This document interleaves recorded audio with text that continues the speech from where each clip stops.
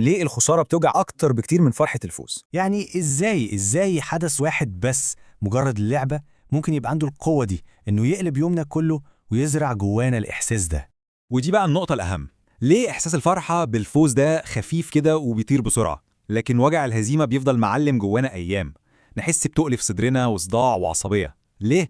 بص، إيه اللي بنحس بيه بعد خسارة زي دي ده مش ضعف مننا ولا مبالغة، دي حرفياً ردة فعل بيولوجية حقيقية بتحصل جوه مخنا. تعالوا نفهمها واحدة واحدة من غير أي كلام كبير أو فلسفة. طيب عشان نفهم وجع الخسارة صح لازم الأول نرجع خطوة لورا ونشوف إيه اللي بيحصل في المخ أصلاً قبل ما النتيجة تظهر.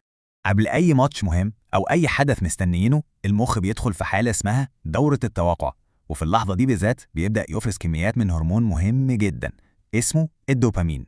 وهنا بقى في غلطة شائعة جدا، معظم الناس فاكرة إن الدوبامين ده مكافأة الفوز. لا، الدوبامين مش بيتفرز عشان كسبنا، هو بيتفرز لتوقعنا إننا هنكسب. الدوبامين هو الإحساس الكيميائي بالأمل نفسه. وده اللي بيوصلنا للنقطة الجوهرية. الخسارة هنا مش مجرد إن الفرحة ما جاتش، لا دي أسوأ بكتير. الخسارة هي سحب مفاجئ لجرعة الأمل الكيميائية دي، زي ما يكون المخ خد جرعة أمل وفجأة اتسحبت منه مرة واحدة. انهيار كيميائي كامل. ليه بقى الانهيار الكيميائي ده بنحس بيه بالوجع والقوة دي كلها؟ خلينا نشوف المبدأ النفسي الأساسي اللي بيحكم كل ده. في مبدأ أساسي في علم النفس السلوكي اسمه تجنب الخسارة، والمبدأ ده بيقول ببساطة شديدة إن الألم النفسي اللي بنحس بيه لما بنخسر حاجة بيكون أقوى مرتين من السعادة اللي بنحس بيها لما بنكسب نفس الحاجة دي. والرسم البياني ده بيوضح الموضوع بشكل مثالي. بص كده، لو متعة الفوز قوتها 100 وحدة، شوف بقى ألم الخسارة بيوصل لكام؟ 200 وحدة. يعني خسارة واحدة بتسبب وجع بيساوي ضعف مكسبين، متخيلين؟ والسبب في ده على فكرة بسيط جدا.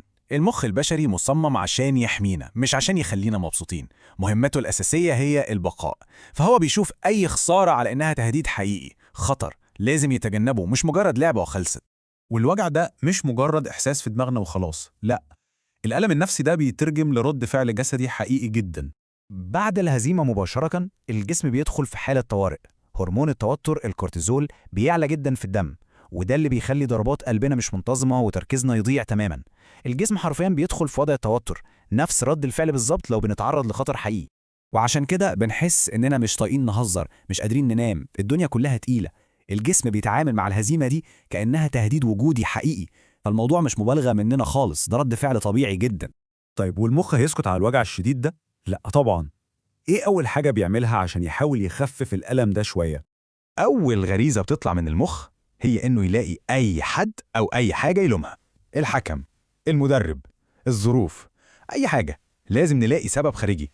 بس ليه المخ بيعمل كده؟ لأن اللوم بيشتغل زي مسكن نفسي مؤقت، هو درع بيحمينا من إحساس تاني أسوأ بكتير، إحساس ساحق أكتر، وهو الإحساس بالعجز.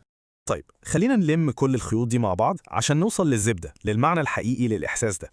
إن الخسارة توجعنا ده مش معناه إننا ضعاف، ده معناه إننا بشر، معناه إنه كان عندنا أمل وإننا اهتمينا. الإحساس بالوجع ده هو دليل إنسانيتنا مش دليل ضعفنا.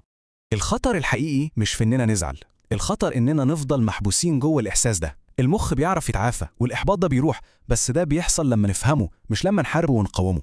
لو الكلام ده لمس حتة مهمة جوه أي حد بيسمع يبقى أنت في المكان الصح، لأننا هنا مش بس بنشرح الطب، إحنا بنحاول نفهم إيه اللي بيخلينا بشر. أشوفكم في فيديو جديد من خطوات في الطب.